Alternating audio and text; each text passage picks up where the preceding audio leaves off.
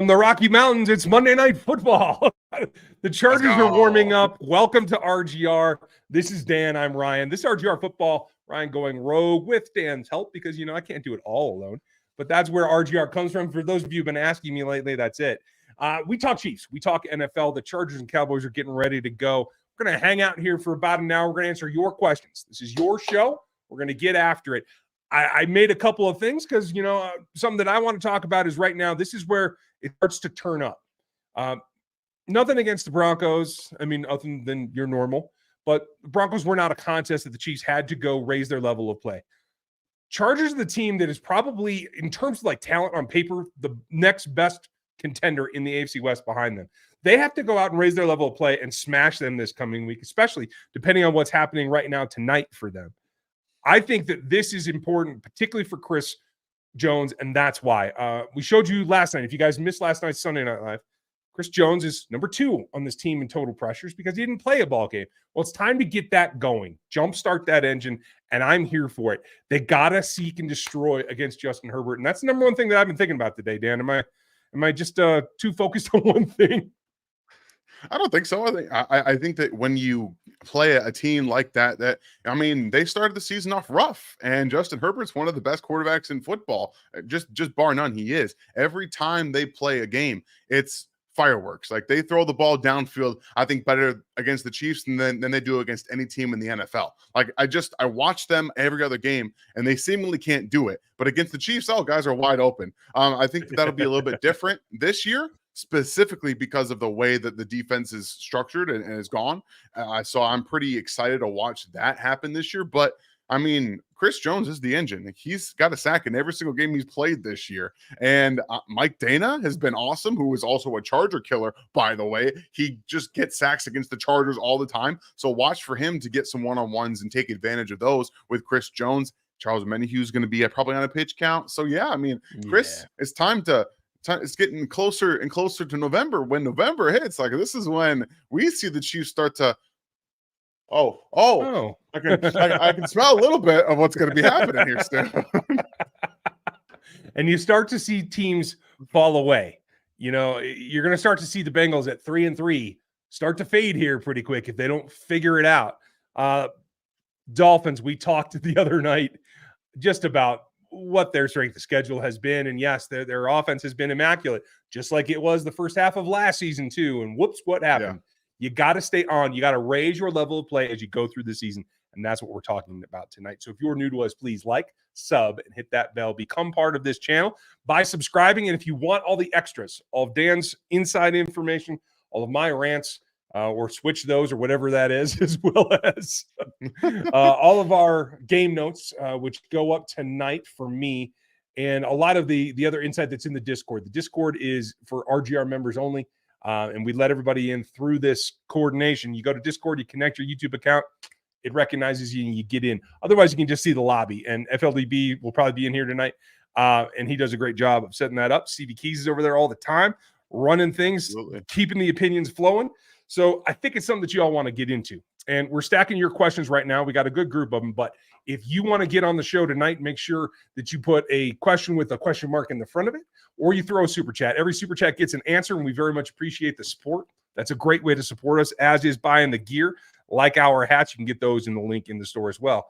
Tonight's a little bit different, though, because Dan's got a couple of clips for you. I got some new stats for you. We're going to throw those out as we move through this process of what is getting ready for a team that's playing tonight. I love a short week.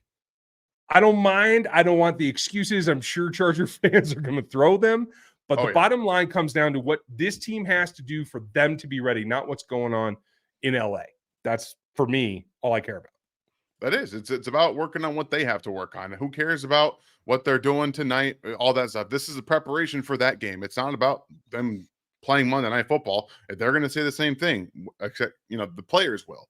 Fans won't say the same thing, but the players, this is about preparing for the next week. That's why the 10 days is important. You get a little bit of rest, but more importantly, you get to prepare a little bit more in depth on some of the things that you needed to work on. Andy Reid was talking today. They have some things they have to work on. It may be in the red zone. And that's not just the Chiefs. Red zone scoring across the league is down to its lowest level since 2011. That is not by design either, in my opinion. Actually, it is by design. The defenses have just said, we're not letting you guys throw the Hey. ball. We're just not doing it. We're just not going to do it. Go And back guess here, what? you there. Exactly.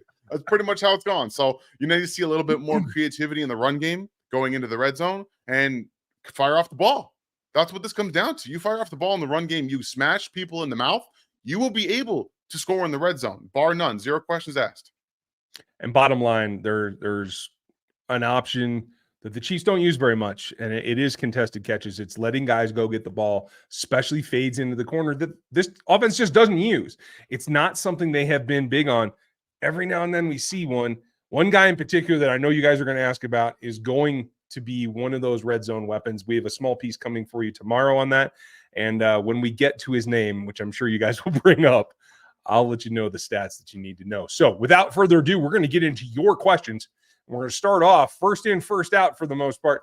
Micah, how are you, buddy? Is a Holly Brown or Darius Slay, Hollywood Brown trade a trade that you think could improve the offense? Just straight X's and O's on the field. Marginally. I'm not keen on both of them. I mean, Darius Slayton is MVS, just with better ball skills. Like, what is he running in this offense that MVS isn't running? Nothing. I'm much more of the opinion that Hollywood Brown adds a different element to this offense than Ryan is. So yes, he would improve the offense, but I don't believe the Arizona Cardinals are trading away Hollywood Brown. I think that they have something that they're looking to build there.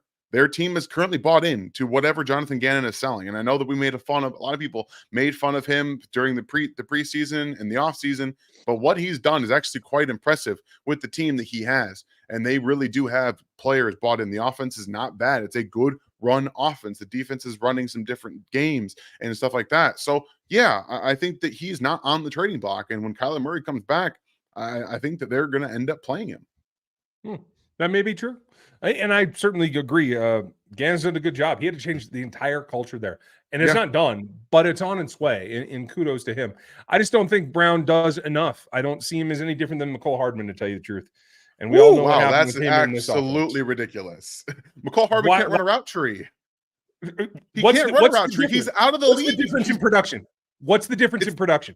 He has more production than he's got multiple 1,000-yard seasons. McCole Hardman's never had one. He's barely got over 600. What did McCole max out? I think he had a 700-yard his first season. He's done nothing but steadily decline since. And right now, he's not even playing for the New York Jets. He's not even playing on them. So that's I'm sorry. It's not even close. Don't be sorry. I think you're nuts, and that's perfectly fine. We can disagree on that because in the end, in this offense, I don't think it stirs the drink. I don't think it makes enough difference to make it worth doing, especially even if they work out the cap stuff. That's obviously the hardest part. The other problem, yeah.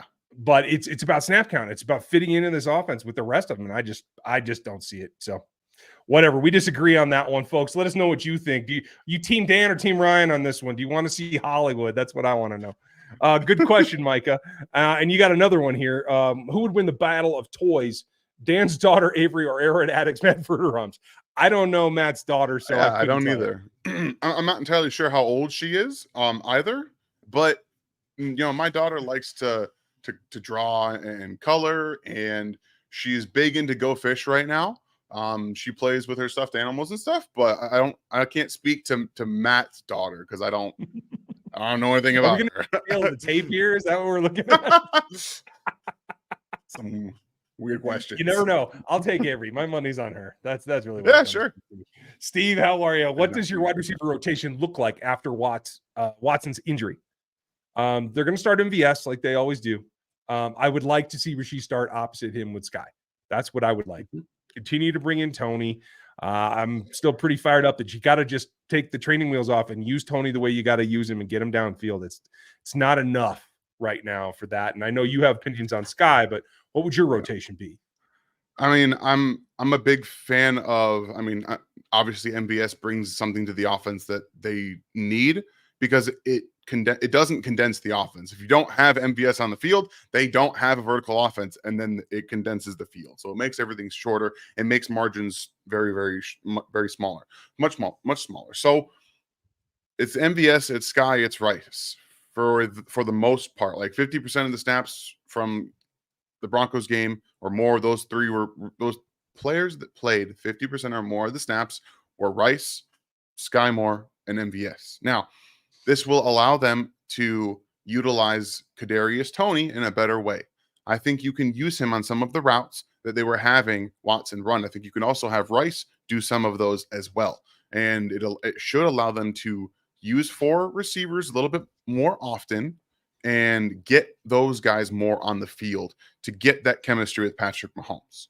Now, you guys know how I feel about Skyy Moore. And before we get any further into this, because I have some clips for you, my daughter is going to say goodnight right now. I'm going to need a flex from her just anymore. For Matt.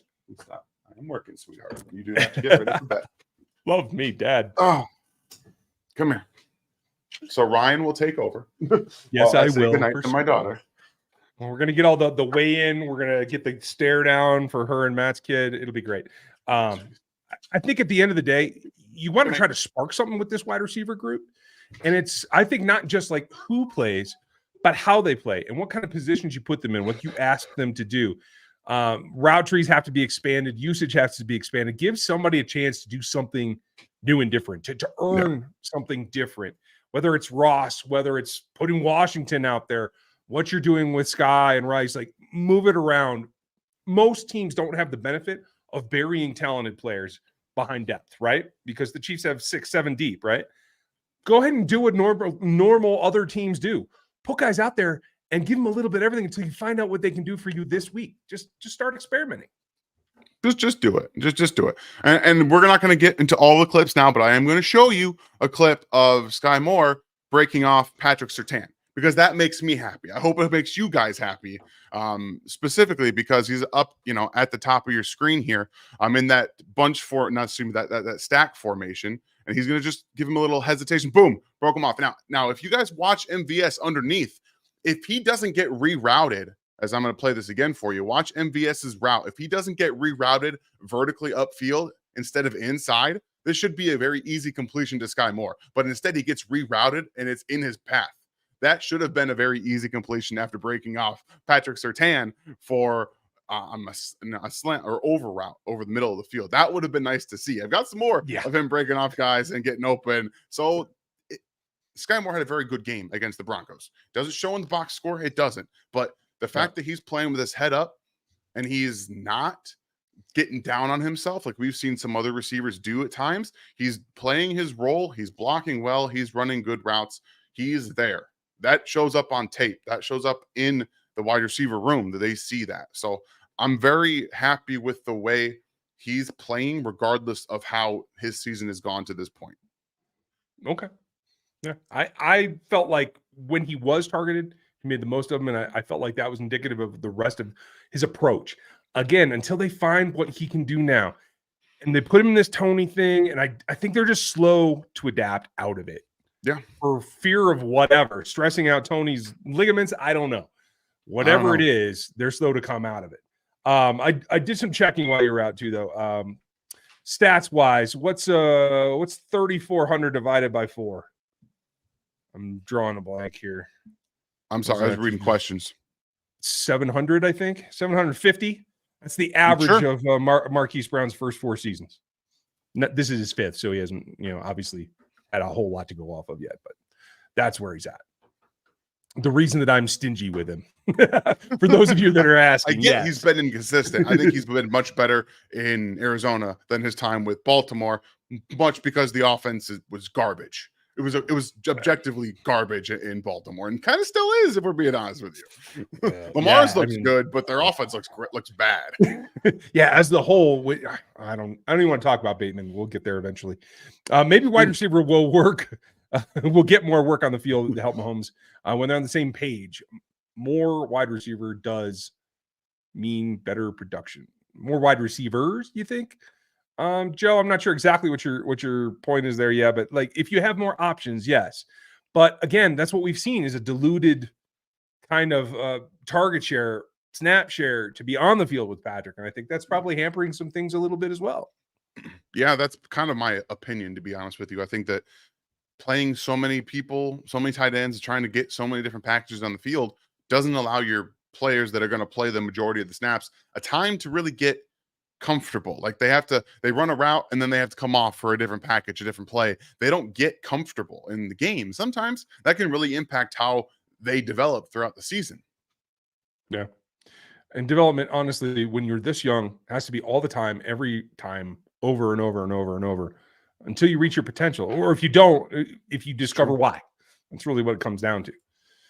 Micah, thanks, buddy. Do you agree with Jets head coach Robert Salah about saying that his D embarrassed all the elite QBs in the NFL so far? Embarrassed? I think that's a bit of a stretch, but you got to pump your guys up, and that's certainly the strength of his team. So I don't mind him saying it, but I wouldn't agree. Yeah, right now he has his defense and his team bought into what he's selling. And he has to keep selling that to the media, to his team, or they're not going. They did not have DJ Reed or Sauce Gardner yesterday, and they still forced 4 turnovers from the Eagles. That is a defense that is 100% bought into what their head coach and defensive schematic master is selling. Oh, yeah. I don't care what he says. I don't have to agree with it. I will say I absolutely love what Robert Salah is doing. I love it. I love that kind of talk, that coach speak. But we all know it's BS because he did not embarrass Patrick Mahomes. But Patrick Mahomes threw 2 balls that he should not have thrown. Right.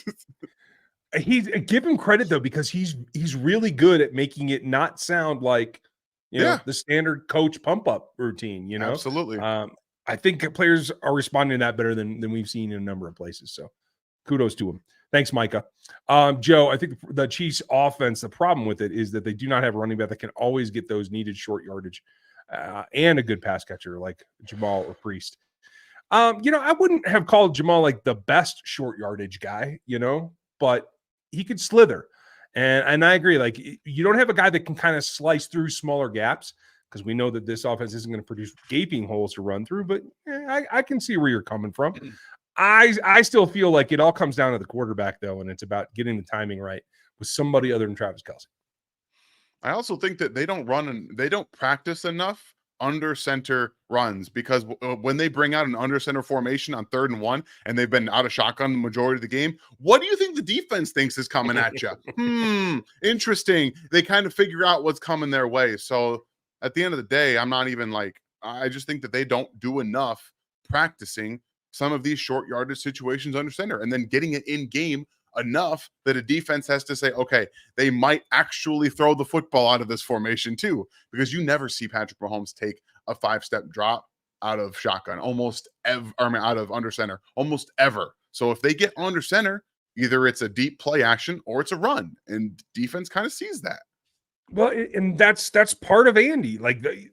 I think last week was a lot for show, but you didn't show the things that could really help you, like interesting run plays, just some basic run plays even, because I think when they put it in the game plan early and they actually have time to practice it, we've seen them come out and be able to bulldoze and run the ball really well. But I think goes exactly back to your point. They have to practice it to get there, and they don't dedicate the practice most weeks. I agree. That's all priority. Stevie, thank you. Daughter supporting you and letting y'all have fun with us. Thanks for being here and supporting us as Appreciate always, you. Stevie. One of the OGs around here. Everybody give Stevie a hand. He does a lot in this community, especially in the Discord. So check that out. And Stevie, thank you as always. I'm back and forth. The potential of this offense in particular to finally live up to this defense. Usually it's the other way around, and that's what I keep waiting for. And it's got me a little more frustrated than most years. So anyway, Patrick, good evening, buddy. I hope you're doing well as well as the rest of Rogue family. Curious when listening to Pat's cadence, what he means when he says even. Heard that a lot, and it's curious what it means. It's generally referring to two things. Either they have some call that is a number-based route combination, or they're just looking at whether the front is actually an even or an odd and whether it's shifted over or not. Where you line up those tackles makes a difference in how the blocking scheme comes down. So that's generally what it's going to mean, but that's also why they call out the mic. So I actually hadn't heard that last week. Maybe I missed it. I wasn't listening very much to the broadcast. I'll be very honest with you. It's, it's tough to listen to Al Michaels and Kirk Herbstreit at the same time. So I typically just put on the All 22 version thing and then just mute the TV so I can watch it. Yeah, no, that's wicked smart. I've tried to do that as well, It's just up here, mountain internet. It doesn't always offer me multiple streams very well. So I end up having to go back to the basic, but is what it is. Let's see. Chris, does Kelce's 1,000-yard season, does he still get it? It seems like it. I mean, it might be a little narrower. I thought maybe he'd get towards like 13 and a half, 1,400 yards this year. I don't think he's going to do that. But do you think that 1,000 yards is in jeopardy at this point, Dan? I'm not entirely sure if it's in jeopardy. I think that Thursday was a good start of getting back on that. And, he had a slower start. He still has a lot of games. He still has more than, 10 games left at this point to be able to get 1,000 yards. And he just had a 100-yard game. So there's going to be times that he's going to get those 150-yard games. And they're still going to happen because they scheme so well for it. So right now, I don't think it's in jeopardy. Okay. Well, we'll cross our fingers. Let's hope it stays that way. Yeah. Why don't the Chiefs use more 12 or 13 personnel? Oh, you're going to get Dan started now. Oh, you're not actually. They ran like 16 plays of 12 personnel in that game. It was 16 that I have count for, and they had 13. But it doesn't look like they run it enough, but they still run 12 more than most teams, and they are still extremely effective out of it, depending on what they're doing. I'm not a huge fan of having Noah Gray be an option in the flat. Just going to let you guys know now. I don't want to see him running flat routes. I don't want to see it because he has zero juice after the catch.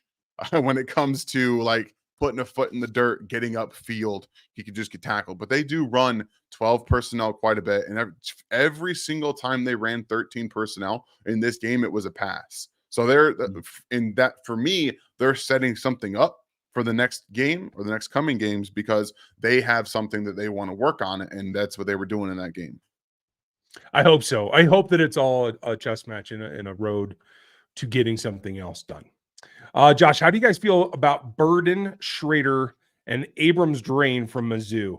The only one that I paid particular attention to is Burden. Yeah. I don't know. Do you have takeaways on them yet? I haven't watched any of the 22 yet.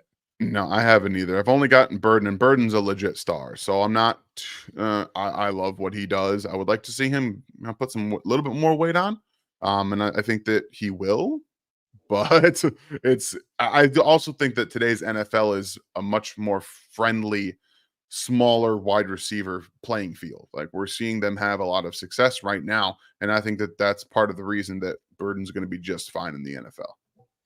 Yeah. Did you happen to watch that game last week? Like Which one? Caught like 2 out of 5 targets. The one against Kentucky. No, I didn't watch that game. I was kind of surprised. So I haven't seen that one.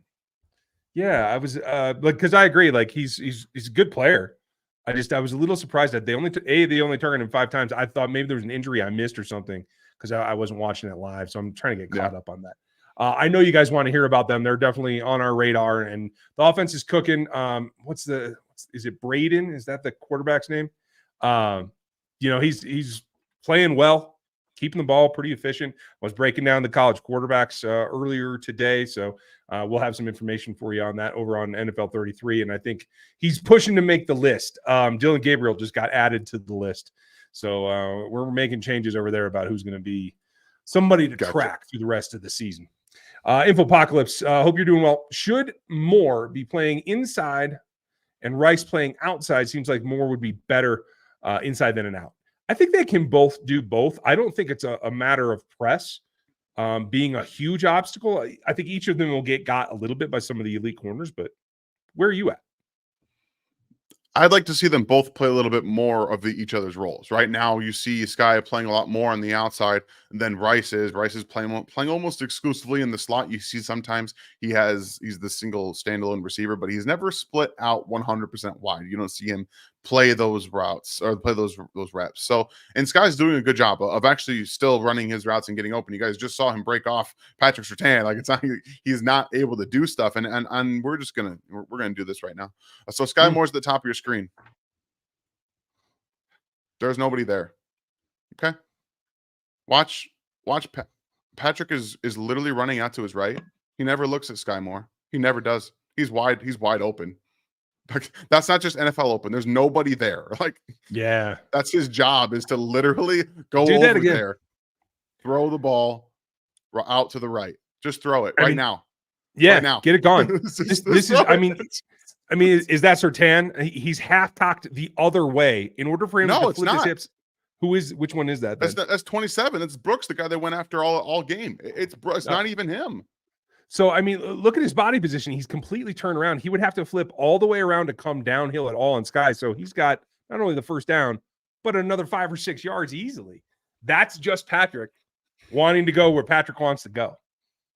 You take the good with the bad with an elite quarterback like that, but certainly he is missing open guys right now. And I don't know, is there a familiarity thing that makes him think like, I always have Skyy I can come back to if I really need to? Is that part of the psychosis here? I don't know. Maybe. I don't know. Right now, he didn't even glance that way. It was not an option. So I'm not sure. But I do know that later in the game they had him in the same type of look where it was off coverage and they did get that curl and they did throw him the football. So maybe it was just, hey Pat, I can do this too. Like, it's okay.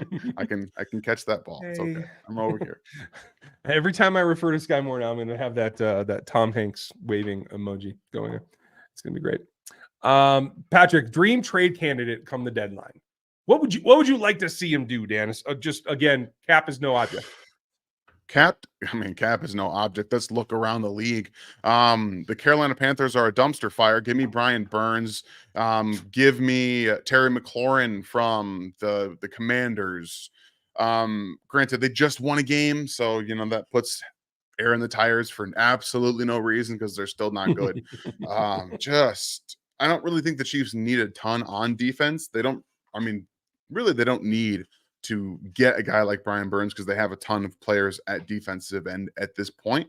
So if we're looking probably a left tackle, if you can get,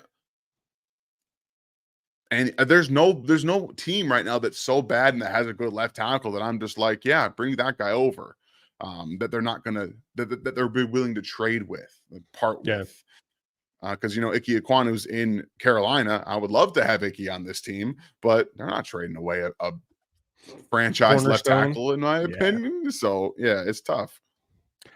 I gotta tell you, I would make a run at it. I don't know how you could do it. You'd have to get them to eat some of the money. But I mean, is there anybody right now in this league that is more frustrated with themselves or kicking themselves for making their free agent decision than DeAndre Hopkins? DeAndre Hopkins, sorry, not DeAnthony. I keep going back to D. Absolutely none. I'm out on DeAndre Hopkins. He is toast. He is toast. You think it's him and not the offense?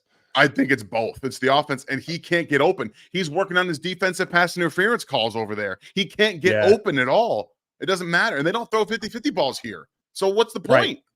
Yeah, that's fair. And that's what I keep coming back to. Like, if you did, you would have to do that, and I'd like to see them do that.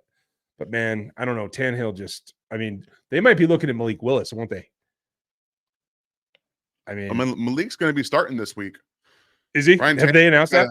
They announced. Well, he injured the exact same ankle with the exact same injury, and he missed time last year. So it's going to be Malik. Yeah, it's over for Hop. I mean, that was maybe the worst decision in free agency in 3 years. It was bad. Oh yeah, real bad. Justin, is Mahomes' stats in this season middle of the pack so far? 4th and 1, regardless. Are they middle of the pack? I don't know. I'll have to go look. Do you have something off the top of your head? You look like you had a comment there. Oh, no, I was looking at Quentin down here saying his comment may have gotten skipped. I will go back and look for it real quick. But I don't think they're middle of the pack. I have you queued up, Quentin. We're going to get there in just a second. Oh, okay. Never mind. I'm just slow. That's all. Sorry. No, I'm going to pull this up actually, and I can share too, just so we can all look at it together. I know he hasn't had a ton of 300-yard games this year, but no, that's true. So let's go look at passing.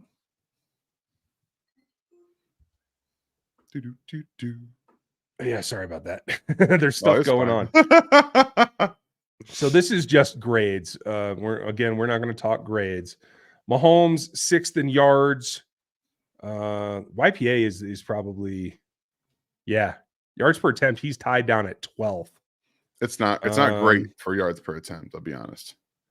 Tied for 5th in touchdowns.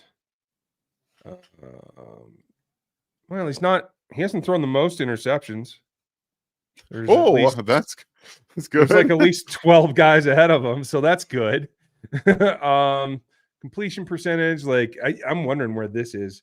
No, it's not bad. He's top 10 in that as well. So no, I wouldn't say that it's middle of the road. I'd say it's not as good as it usually is at this point in the season, but I wouldn't call it middle of the road either. Okay, Cool. Quentin, we'll go to you right now. Of There all it is, receivers on Quentin. this team, outside of Rice, who do you all have the most hope for helping this team down the stretch? And I assume by down the stretch, you mean this season. And thank you, Quentin, for 23 months. We appreciate you. Appreciate you. I mean, down the stretch this season, the whole thing with Skyy is a conundrum, and I just don't know that it's going to work out. So I got to lean towards Tony. I got to feel like Patrick wants the flash. You know what I mean?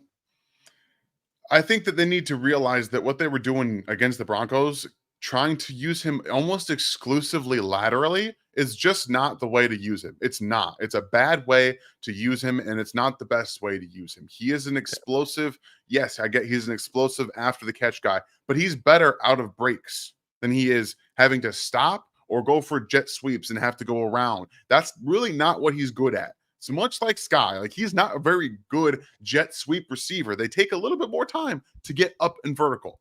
So the screens, whatever, he's going to get a couple of those scheme touches, but I want to see him, they were doing with him last year, all over the field, down the field, intermediately. The game one usage, week one usage is what I want to see out of Kadarius Toney going forward.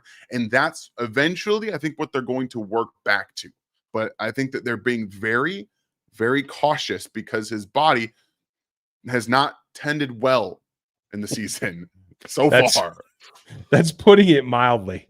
I got to tell you, the number one thing that I come away with at looking at the stats of the routes run by the receivers, Moore, Ross, Tony, I come back to the fact that there's just not enough post attacks, middle attacks in this offense, whether it's deep overs, skinny posts, or a standard post from the outside on the X's or whatever. You're getting a lot of zone coverage. You're getting open middle, whether it's cover 2, cover 4 with split safeties. Yeah, you're getting some man. It's not as much as it has been in past years. But either way, if you're running a post to try to attack an open middle, meaning 2 high safeties, and they shift down on you, you can bend that thing back. You can adjust that particular route in a number of ways that just turn it into a post corner or whatever and take that advantage over the top of it. They don't seem to run those routes enough in preparation for beating what I think they should expect now is multi-layered zone defenses. Just run that. And I think that way you can do that with Tony. You can do it at 8 yards. You can do it at 12 yards. You can do it at 28 yards. It's all going to be there one way or the other because there's enough adaptation in Mahomes himself. But other than that, I don't know if Skyy can get going. Whatever the mental block is, whatever the blinder is that's in Patrick's Oakley visor shield on his helmet, it zones out Skyy more. So I think Tony's the next best thing after Rice. Yeah. Again, you guys know how I feel. I like Skyy. I think he can actually have good numbers per game. It's just going to be, are the targets going to be there? I don't think they are, but they clearly want to involve Kadarius Toney in this offense, no matter the cost, whether it's throwing the football or doing a jet sweep. They want him involved. Yeah. Hey. So do it. Just make it count. Stop this silliness. Metal, hope you're good. Nice to see you again. How soon do you think the offense could get everything on track to the point they're moving the chains and scoring points? I mean, it's a flip of a coin here. Like they could put up 45 tomorrow. You know what I mean? It's just, will they dedicate themselves to doing, or will they go all out like they did for the Bears, where they just keep pounding whatever the weakness is? Bears had weaknesses all over the place. Every team has some though, and so you keep hammering it until they take it away. And that's the name of the game. And I just don't see that killer instinct. Maybe more so than the last 3 or 4 seasons. I don't see the killer instinct in this offense at all. Yeah, it's not exactly what we expected it to be. But again, I'm leaning to the sense that this young-ish wide receiver core is still taking some time to get comfortable, which I'm not happy about. I don't think anyone's happy about, but it's happening slowly. I think Rice has been getting more comfortable, and we're going to find that out on Wednesday with my next film review, specifically on Rashee Rice for his production over the last 2 weeks. And the red zone struggles against the Broncos were essentially self-inflicted. They moved the ball at will in this football game. Make no mistake, they were up and down the field anytime they wanted to. As soon as they got inside the 20, though, basically they stopped running the ball effectively. But also the first drive they went in there, they had 2 batted balls. Okay. Kadarius Toney got targeted twice that were going to be big plays going inside the 10-yard line. Both of them got hit by a hand. That's unfortunate, just circumstances.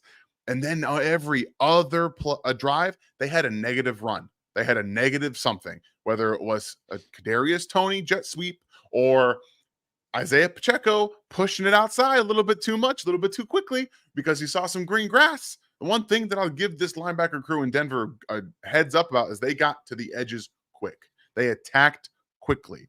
And the patience that Pacheco was displaying more often isn't always there. It's not a consistent hallmark of his game. So if you can force him to bounce it outside to some green grass, like we saw multiple times against the Broncos, he's going to end up getting a negative play a couple of times, things like that. So it's not a great situation that they've put themselves in when it comes to the short distance stuff.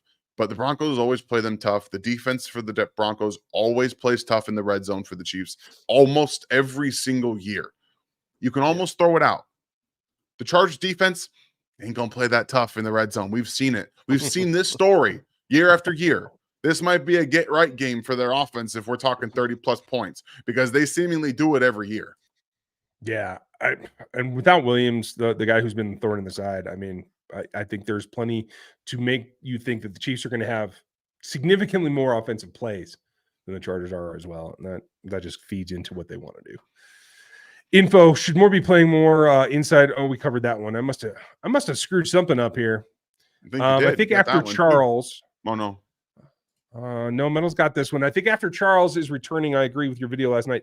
And that Charles involved, do you think that the D could be even better afterwards? Yeah, I mean, absolutely. He's a guy that has significant pass rush ability. And he's not going to take away significant pass rush opportunities from other guys. You know, Derek Notty's been pass rushing more than we expect, right? They've been using Mike Dana inside more than we expect. And Mike's looked good from the outside. Now he's going to get more opportunity there. The only guy that really loses in this situation might be FAU, but honestly, I feel like he's been overwhelmed a little bit. I felt like he was making good progress the first couple of weeks, and then he kind of hit a wall. And so maybe if he can take a step back and not feel that pressure, maybe he can break through that wall and start moving forward again. I feel like that's a good thing for him. I'm with you. I just think that it's going to be important to get him slowly adjusted. I know he had the preseason, but his body isn't going to be in game shape right away, and he doesn't need to be. He can just be involved every now and then from some pass rush looks, give you some different looks up front on the defense, but letting everybody know, look, this guy's coming. He's coming to get you. You don't really need to use him on any rundowns. They've been very good in the run game to this point. You can just unleash him on third down or obvious passing situations. I think that's huge for him in the early goings here. And that sets it up for a better second and long and third and long and get you into the situation that you know you can play through. Zach, thanks for the support, pal. Hope you're doing well. I love you guys as always. Thanks, buddy. Dan, can you talk about the in-depth hot take that you have about one team in the NFL? Thanks. Want to hear your thoughts. Non-Chiefs hot take. Yeah, I'm ready for this too. All right. Well, I don't necessarily think it's a hot take because they're a very good football team, but the Detroit Lions are absolutely for real. Their offense and defense is for real. I didn't expect their defense to be good, but they're legit. They stop the run. They get after it, even with terrible corners. They're not very good at the skill positions, but they play collective defense. Like, that's important. Yesterday, Aiden Hutchinson had 2 pressures on the day. That's it. He had 2 pressures. Luke Kadecki, by the way, I called this from him coming out of Central Michigan that he could play tackle. He is flourishing at right tackle. So I called this nonsense 2 years ago. I like it. Shut it down. Shut down Aiden Hutchinson, and they won handily. They dismantled the Bucs. I mean, the Bucs aren't a great team. We always figured they would be a good against bad teams and bad against good teams. And right now, the Detroit Lions are a very good football team. They're one of the best in football. I think they're going to be going right now. They're pacing, in my opinion, to be an NFC championship kind of team. Like, I think they can get to that game. I absolutely think they can. Well, and they did it without Gibbs the other day. Yeah. They haven't had Gibbs. I mean, they've had not Jamal Williams. Jameson Williams is his second game back. They've had injuries. I mean, now Montgomery's out, so they're going to have to figure out how to run the ball. So yeah, it's more about how collectively everyone thought Ben Johnson couldn't adjust his offense from year to year. Oh, guess what? They're absolutely wrong. And here's a hot take: Jared Goff is in the MVP conversation. Yeah. Hey, that's impressive. What a turnaround for him. I mean, from the Rams through the doldrums to back, I mean, that's impressive. And on Gadecki, was it who was the guy? Was it Ryman that was his teammate? Yeah, Raymond, who's with the Colts now. He was the tackle that was taken. Gadecki's a better player. Yeah, and it's interesting that he can move outside. Generally, not something that you see very well, but hey, good for him. I didn't get to see that game. I haven't watched Tampa Bay once this year. So yeah, well. Luke Gadecki, thriving. Oh no, hope you're good. What would it cost to us for McLaughlin from the Commanders? McLaurin, maybe McLaurin. Oh, sorry. It's who's the McLaughlin? That's not your fault. Okay, did I say that wrong? It was just spelled wrong. Okay, I just read. Never mind. No big deal, Pono. My fault. One of my days. Okay, so Scary Terry from the Commanders, maybe throwing MVS and his money in the deal. Highly unlikely, but I'm desperate. She is our only hope. He would have to be MVS because the only way you could make the deal work is if you shed cap as well. Because I want to say Terry's in what, year 4? Or is he on the 5th of his deal? I think he's in the 5th. Wasn't he? No, he was a 3rd round pick, if I'm not mistaken. Oh, then he has a new contract, and he has got a new contract. He's on his 2nd contract. Yeah, you'd have to, in order to make room for him, you would have to give up MVS and kind of swap that salary. And I don't even know if that would do it. Let me look real quick. Terry against the cap is 11 right now with only a $2 million base salary. So there is room to maneuver there, roughly even with MVS. So if they wanted size and the Chiefs wanted, another guy that can play inside, I don't know where they've been lining Terry up. I still feel like he's probably best coming out of the slot, but he's more adaptable than I think than we thought when he came out of college. That's for sure. Yeah, he's been able to play on the outside with rather good success right now and his entire NFL career, actually. And he's turned 50-50 balls into 70-30 balls for him, which is fantastic for a player that, again, people didn't think could do that coming out of Ohio State. Yeah, it is a little bit scary. And that's why they gave him the nickname. So, hey, let's roll with it. Look at that. I just don't see there's any way it could get done. That trade of that sort, GMs aren't going to go for it. They'd rather just ride with the guy they got. Terry, who can step up and take more of an EB role to make these guys accountable? That's a great question. I don't have anything confirmed that there's a lack of accountability in the offense. I feel like there's a lack of dominance, a lack of bravado. Somebody needs to bow up and actually challenge dudes to not just win, not just complete your assignments, but do it with some gusto. Do it with a little bit of nasty. You know what I mean? Trey Smith can't be the only nasty player on this offense, and that's what it seems like it is to me. It kind of is, and mentality wise, that's exactly what it is. They had, even for what Orlando Brown is, he was kind of that mentality, right? Like he still brought a little bit of that nasty side to it. And by the way, he's been terrible and been awful in Cincinnati, like just bad football playing right now. So just kind of saying, yeah, it's been no skin off my back. But the problem, in my opinion, is that people are searching for something that might not actually be there. Like there might not be any problem with accountability. This kind of stuff happened with EB in the room too. Like, let's not forget the Chiefs' offense is basically on the same pace that it was last year, or through 6 weeks. It's relatively the same. There's no real change, and they're 5-1. So Yeah. I'm okay with what's going on right now. I think that Nagy has done a good job of changing some of the game plan stuff week to week. I think his game plan against the Broncos, they moved the ball well. Like, that was a very good game plan that he and Andy Reid figured it out. So give it some time. Wait until the bye and see what happens. If nothing changes after the bye and there's still some misconnectivity with the offense, then we can have a little bit more of discussion. But I think right now, the bye week is really the tipping point for what's going to be happening. Yeah, I can agree with you there. To Mark's point, and Mark asked, what's the next evolution of the offense that will take it to the next level? I think it's back to basics. It's back to Dwayne Bowe and Sammy Watkins after him. They've started to throw more slants. They've started to attack defenses where there's contact coming. They have big-bodied guys in there for a reason. I mean, not to call Skyy big, but he's pretty thick for the size that he is. He can take a hit. Certainly Rashee Rice can. You hope that Ross can. At least they're going to put him in contested catches outside, at least a little bit more than they have.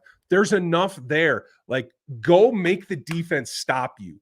Don't just give them that, hey, we're going to get our 12 yards and run out of bounds because you're coming and it's easy. Go across the middle, do the hard stuff. That's what I think has to happen to really spark this offense. They almost don't want to throw the ball over the middle unless it's Travis Kelce. Like, it's not something you see a lot. I mean, Rashee's done a good job of it too. Like, they're using them in that kind of same way, in that same light, but you don't see anybody else do that except for the tight ends and the big bodied guys. Like, that's kind of it. They don't want anyone else to do it. So I'm with you. I like to see a little bit more. It can keep them on schedule too. Yeah, exactly. Just keep the chains moving. Like, put pressure on them tempo wise too. That's another aspect.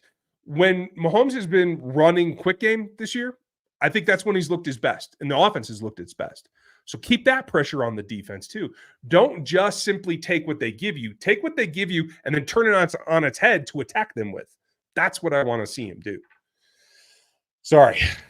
Curious you guys' thoughts on the CBs versus Keenan Allen this week. Do you think that McDuffie will primarily be on him in the slot or Snead follow?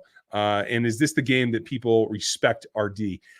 I think it can go a long way, but I feel like they're not going to travel as much because I do think McDuffie's probably a little bit better matchup on Allen right now than Snead has.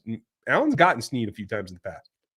Allen's really good at getting off of like press. So if they're going to be physical with him, he's going to slip it and he's going to get a first down. Like, he's excellent at that. And they're also playing him on the outside still. He's not just a slot player. He's on the outside. He's on the inside. So he's going to match up with wherever he ends up, whether it's seen on the outside. They might have to play a little bit off with Keenan again, because he's not going to run away from you. He's gotten better at yak, but he's getting older. So you want to be able to close on his position, give him a little bit of space, maybe play close coverage, but don't press him. Get in his grill a little bit, but don't jam him. Because if you jam annoy him, right? Yeah, annoy him. Just keep him in. He's keeping the hip pocket. So it's going to be both Snead and McDuffie. They're going to see a good amount of Keenan Allen in that game because he's going to move around a lot. Agreed. And if you ride him to the stem and you just make it hard for him to move, yes, he's going to get off the line, but just give him, be a gnat, just keep bugging him, keep bumping him off of his route. And I think that's going to annoy him eventually. And I think I've never been terribly impressed with him. And I think he's easy to rattle. So I say, do it. Yeah. Metal. Great to see you again. Thank you, buddy. Do you think the offense can get everything back on track on a point and move the chains? I swear I've answered this before. Yeah, you have. I must have screwed something up. So, okay. Thanks, Metal. John, hope you're good. Can an offensive lineman push a defender from behind if they get beat off the line? I saw it repeatedly last week, most against Buffalo, and not a penalty. I'm trying to imagine what you're talking about. Like, as if they get beat to the inside and they turn and push them. I mean, you got to have a hand on the front. It used to be the rule you had to have a hat on the front side of the defender in order to make contact with him. I think they let things go a little bit more these days, but am I missing something, Dan? I don't know. I think it really depends on where we're talking about the contact coming from. If this is a straight push up on the shoulder pad side of the back, yeah, they're going to call it. If you locate the hands down around the waist side a little bit, you're probably going to get away with most of that, especially if it's quick. So unless it's a blatant, again, you're pushing up back here forward and obvious, and they are like falling forward like that, you're going to get a call. So if you can find ways to put your hands in the right spots and get away with it, you're going to be able to probably get away with no penalty called in that situation. Knock on wood. That must be why. Although I will say that Buffalo's line has always been a little bit notorious for that. So they're going to push that boundary maybe a little farther than a lot of other teams. KL, thanks, buddy. Apologize for the inaccurate stat. Oh, was that from yesterday? I went back and looked a couple days ago. Okay. And he has had he's 4 his entire career, better than 0, I guess. Yeah, fair enough. Appreciate you coming back. No apology necessary, though. Nice to see you. Justin, will we shut down Tyreek in Germany? And why is the answer yes? Shut down? That's a tall order. No. Tyreek's going to have his 100 yards. Tyreek's going to get in the end zone. If he doesn't do it twice or for 200, I'll be happy. Yeah. When you feed like 40% of your entire offense, your passing offense through one player, he's going to get his. He's absolutely going to get his. And Mike McDaniel is a damn madman back there and scheming up and doing what he can. He's going to have himself a play sheet for the Chiefs. I'll tell you that right now. But the one place that they're going to be able to maybe slow down Tyreek is getting after, putting hands up. Like that's the name of the game, in my opinion, is you try to get a free rusher in his face, hands up. Make Tua throw over you. Guess what? If he throws over you, that ball is not going to be where it needs to go. I can promise you that.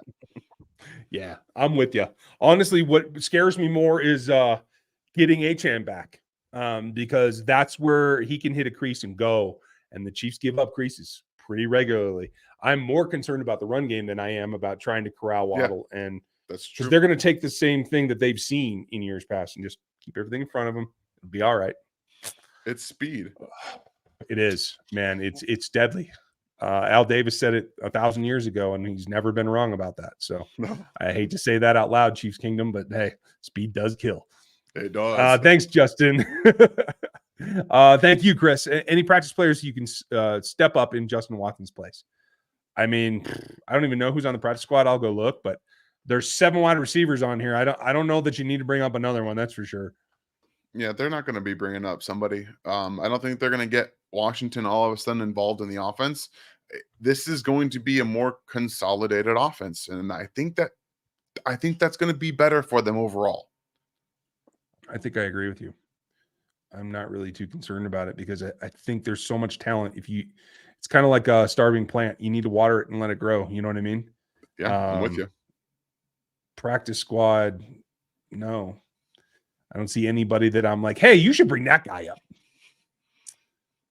No, so we're good. No. Anyway, moving on. Sorry, Chris. I just wanted to double check, make sure I didn't forget anything. We will probably put 40 up on the Bolts. Not a question. I know. I don't know, man. 40 is a lot for this team. I'll be happy if they hit 31. That's going to be my magic number. Yeah, isn't it weird that like I'm kind of done with the score predictions of 30 right now for the Chiefs? I don't feel confident they can score 30. I don't. I'm confident they can. I'm not confident they will. Okay, that's true. I think against the Chargers that I have a little more confidence that they put up 30 points. If they don't stop shooting themselves in the foot, though, like got to get out of your own way. Got to get out of their own worst enemy. It's crazy. After the bye week, and thank you again, Quentin. After the bye week, this offense is going to be unstoppable, right? I just want to see this team perform to their standard. I agree, and I do think it'll click. I hope it's at the bye week, but it might take a little longer. I don't know. It might be like a week or two after the bye week. Like you might start to see right after the bye. Oh, I like that. That's nice. I like some of the things I'm seeing there, but it might come to fruition a couple weeks after. Thank you for the message, Gary, and thank you guys for supporting us. If you would hit the like, that would certainly help. And if you're one of us, great. If you're not, click the sub as well. We got a couple more questions, then we'll let you get to Monday Night Football because we all know you want to watch that. I haven't seen a thing yet. It's on over my shoulders, so missed the whole thing so far. Do the Chiefs go 2-1, 1-2, or 0-3 the next games before the bye?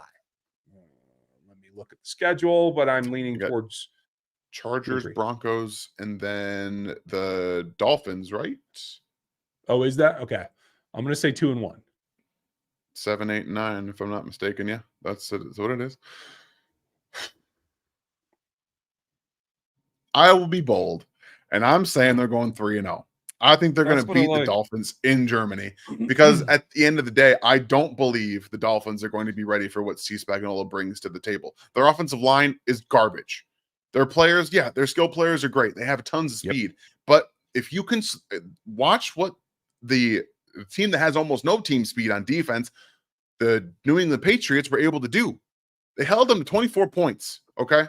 That's with speed. I think Waddle did have an injury in that game. Maybe he didn't. I don't know. I think that they can beat that team because they have team speed, collective team defense, and they're going to be able to get after Tua. I'm telling you, Chris Jones is coming for Tua. He's going to have him. Yeah. We know the ball's coming out quick, but like I'm telling you, hands up. Get the hands up. One of the reasons that I'm here tonight is because I didn't get an elk ticket this year, folks. And so I'm pissed off. Chris Jones is pissed off, and it's hunting season for him too. So he gets to go after stag. Well, we're going to call Tua stag in Germany, and he'll get to go after him. It'll be great. There we go. We're going to keep that theme running all night. Are you still scared to play Justin Ross because he might get hurt again? No, I don't. There's no reason. If he's going to get hurt, he's going to get hurt. He might as well do it trying to win a ball game. Why don't you let him know what the routes he's running are? You let him know. Yeah. I didn't do that, did I? Okay. No. I can't put this up visually because I don't have permission for that, folks, but I'm going to share with you. This is the Justin Ross route breakdown to this point in the season. He has a grand total of 32 routes run, 6 targets. So, Dan, you're going to have to explain as I go the relationship between a go and a hitch. If you run a hitch correctly, it looks like a go until you hit the top of your stem. And then you're coming back downhill to your quarterback. It is quite literally, other than a straight go, the easiest route to run in football. That is nearly all that he does. Of those 32 routes, he's got 14 hitches coming back to the quarterback. He's got 3 slants and 3 goes. He's got 2 screens where he was actually the leader on the screen rather than the recipient. Mm-hmm. We got to be careful with that. He's got 2 crossing routes, 1 out, 1 in, and 1 where he was a blocker on a halfback screen. That's it. In terms of the targets, the only thing that they've targeted him on, I got to click that back over because, I can't do everything all at once because that's the way that I am. It comes down to those 6, right? You got 1 slant, which I liked. That's the one that he was kind of falling backwards and he did drop. They got to do that more. He's got 1 go route he was targeted on and 4 hitches, which means at 12 yards, he's planting his foot. He's coming back downhill. If not before then, you can run a hitch at any depth. And so each play will be designed per. But that's it. That's all he's doing. He's not running overs. He's not running drags. He's not getting targeted on anything else than straight line routes. That's got to change. Now, what does that tell you as a watcher of football, as a purveyor of wide receiver play? That tells me he does not move laterally well. They don't want to move him across the field because he doesn't move laterally well. Now, the slants, that should be more involved because that's just a typical, it doesn't even need to be a crisp slant. It just needs to be a little glance almost. You just kind of run into it and just let him go across the field. But anything that requires him to have to break down and then re-acceleration is the point here. The re-acceleration is not what they want him to do. They don't want him running an over route. They don't want him running an in route, an out route. They don't want him doing a lot of those because they require breakdown, hip sync, and then re-acceleration.